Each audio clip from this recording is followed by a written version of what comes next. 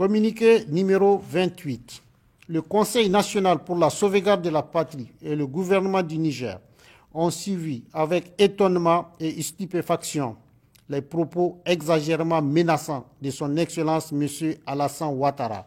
président de la République de Côte d'Ivoire, relayant et prenant pour son compte avec une agressivité notoire les conclusions du sommet extraordinaire de la CEDEAO du 10 août 2023 concernant les mesures et sanctions à l'encontre du Niger et son peuple. Ces sanctions à la fois iniques et illégales, dont la précipitation qui les caractérise, attestent de la manipulation orchestrée par certaines puissances extérieures pour un agenda inavoué, sont loin de faiblir la détermination des Nigériens à opérer le changement nécessaire pour le redressement du pays et la sauvegarde des intérêts de son peuple. C'est donc avec stupeur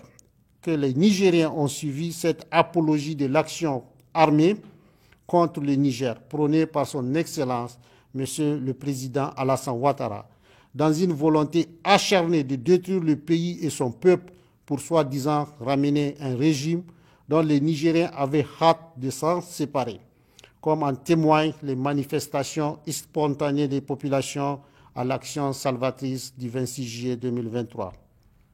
À cet effet, loin d'être l'expression de la volonté du peuple ivoirien frère, dont l'amitié avec le peuple nigérien est sans équivoque, cette déclaration inhabituelle du président Ouattara et son empressement à vouloir se réaliser cette agression en tout point illégale et insensée contre le Niger reflètent en réalité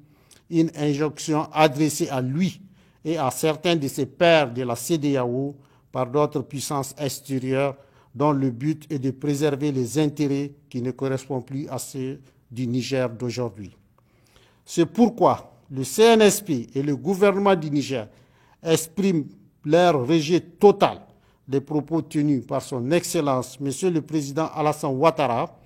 qui vont au-delà de la position commune de l'organisation sous-régionale, elle-même dénuée de fondement légal, et décide du rappel de l'ambassadeur du Niger à Abidjan pour consultation, fait à Niamey le 14 août 2023.